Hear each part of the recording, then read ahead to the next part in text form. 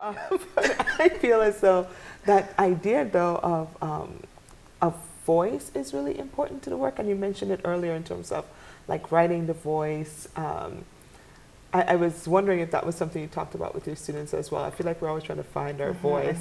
What has been the process of discovering, owning, shaping, especially like you were saying, a voice that doesn't want to be heard? Like, how do you think of voice? I think for folks who are maybe afraid to speak, persona is a good entryway, because then you can construct a character to say what you want to say.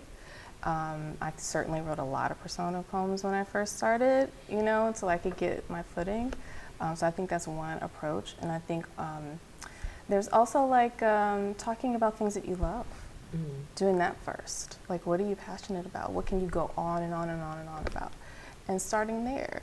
And it doesn't have to be traumatic. Like, it doesn't have to be that. You can talk about, I don't know, you can write a football poem. I don't care. I used to tell my football players that, you know, what is it like to, you know, get a touchdown for the first time? Talk about that feeling. What is it like sensorily? What does it smell, feel, taste, you know, sensorily? What does it feel like?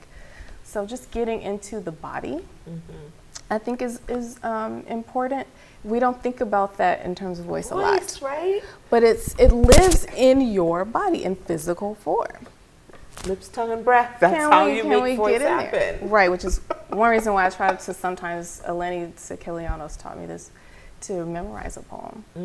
Because then you feel how it lives in your body without the aid of, you know, the visual. If you are not, you know,